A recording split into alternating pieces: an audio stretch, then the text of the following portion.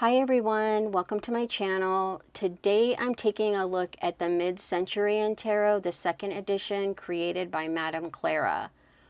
This deck was heavily influenced by the 1950s, 60s commercial art, retro illustration, and animation of that time period. And in her little book, Madam Clara mentions being inspired by artists like Mary Blair, who I'm a huge fan of. And if you don't know who that is, she was or is known for her vibrant geometric illustrations and designs. And among other animation projects, Walt Disney commissioned her to design the Disneyland ride, It's a Small World. And just knowing the artist was inspired by Mary Blair and artists like her made me even more interested in this deck. The deck maintains traditional Rider-Waite Smith symbolism and archetypes, but the scenes are flattened into these bold geometric shapes. And then there's the typography. And this is the part that I actually love. She integrates the vintage poster style typography directly into the artwork rather than using the standard bottom borders. She also integrates the numbers into the artwork, as you can see right here. And I just think that's so cool. Anyway, the deck was first published sometime in 2020. It was only a limited print run and I completely missed out on it. The second edition was published the following year in 2021, at which point I had to have it. And at the time of this video, the MidCenturian Tarot is still available for purchase. I will leave available purchase links below. I will also include timestamps so you can just jump to different segments. So with that, let's take a look. The second edition is housed in this wraparound style box with a magnetic flap. And I really like the minimalistic design of this box. You see here it says past, present, future.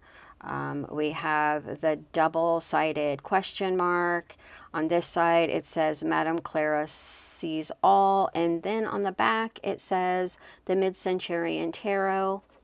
And on the inside it says ask the cards. And then we have that double question mark again.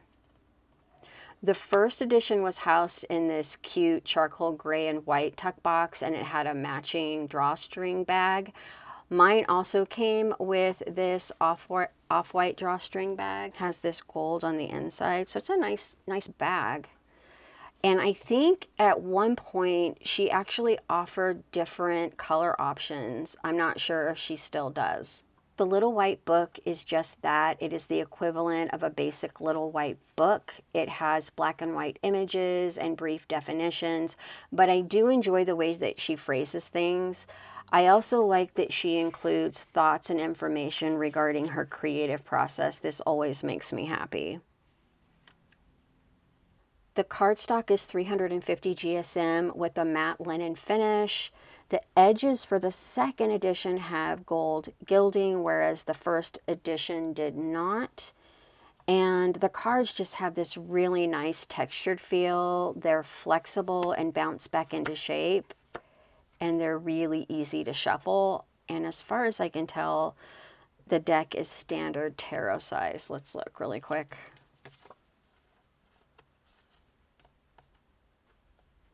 They might be just a tiny bit wider, but like barely, but the same length.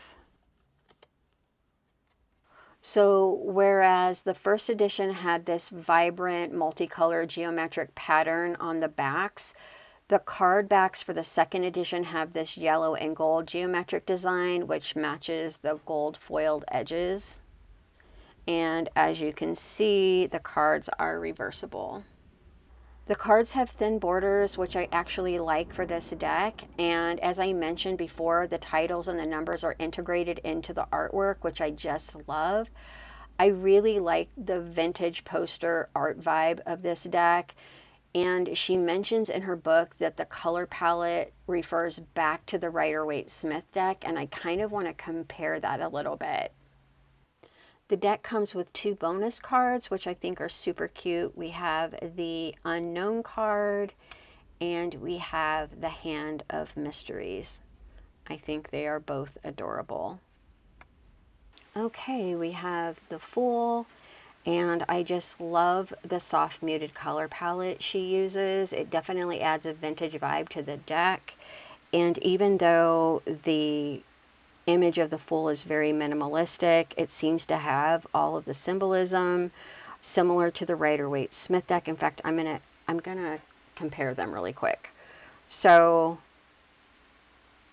you've got the little bag, you've got the colors, which are, they don't have the detail, but they're the same colors. The greens, the yellows, the olives, even the robe. We have the feather, the cliffs, the little white dog. There's no sun, but I still feel like this looks like the sun, and then you have the, like, what looks like rays behind the Fool. So to me, this deck would be great for beginners. I feel like there's enough symbolism that you could still learn from this deck, you know, using a guide for the Rider-Waite Smith deck.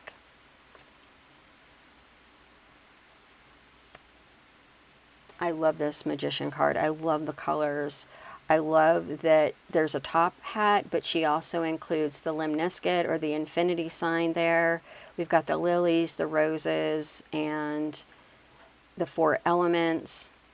I love the colors of the High Priestess. You see the pomegranates that are also included in the Empress card of the Rider-Waite Smith. You have the Aries sign for the Emperor. She did a great job with this deck. We have the Forbidden Fruit for the Lovers, the Snake, the Flames. I really like this Chariot. I love the dusty blues and the teals. This Lion, too cute.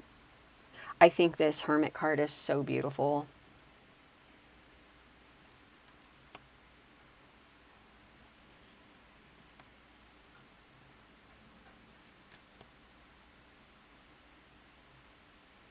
This deck just feels so quirky, whimsical, and light. I mean, look at this Death card. I just really like the artwork. I really like this Tower card. That's kind of crazy.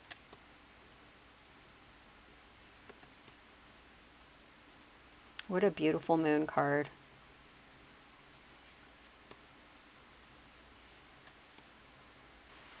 Okay, so we have the Wands.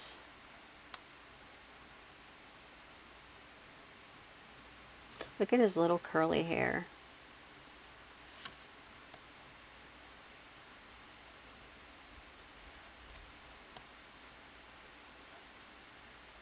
I don't know if you can hear it, but we have thunder going on in the background and heavy rain.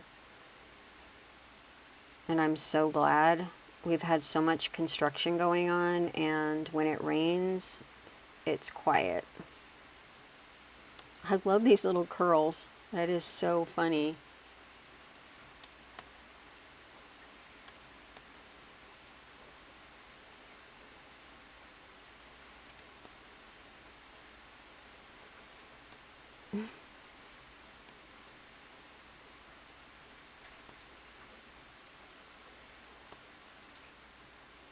We have the cups.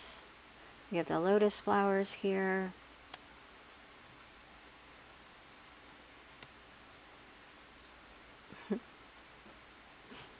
So cute.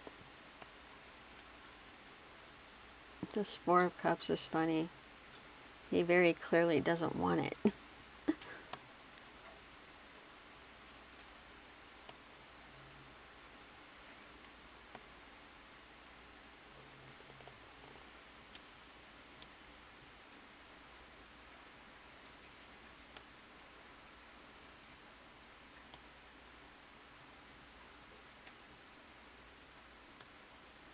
I just think this is so beautiful.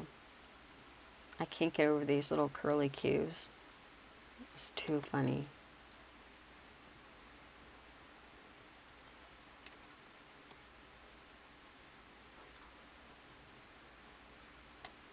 These colors are very beachy. And we have the swords. And I really like this Ace of Swords.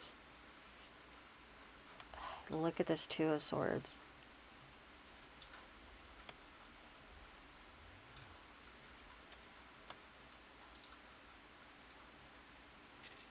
Wow, look at this pink or fuchsia background.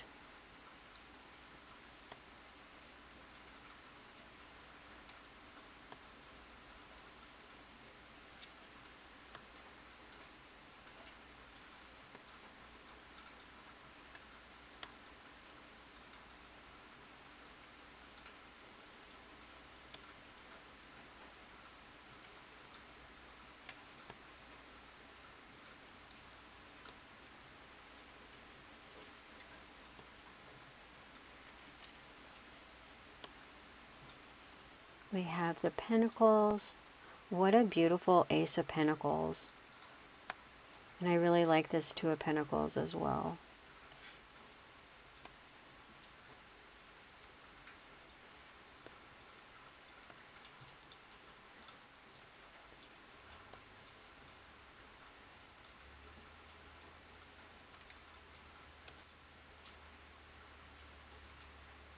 This deck feels so harmonious to me. I mean, not just the colors, which is very harmonious, but also the way that she layered everything.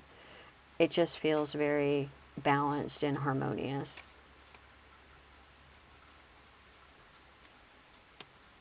A fun little deck.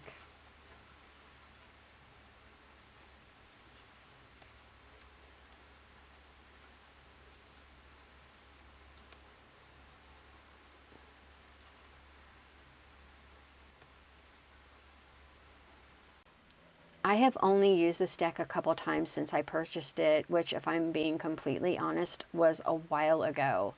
The reasons are more situational than anything else and have nothing to do with how I feel or felt about the deck at the time.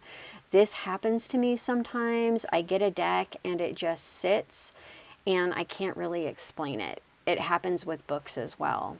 However, after making this video, I will probably be using the MidCenturian Tarot right away and more often. I really like the light, quirky, vintage feel of the cards. I'm actually feeling a little enamored with the deck at the moment, so I'll probably start shuffling as soon as I post this video.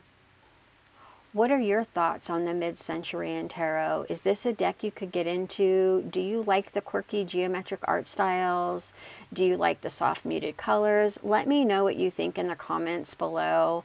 And thanks so much for joining me today. I really appreciate it, and I so hope you enjoyed this video. Take care. Bye.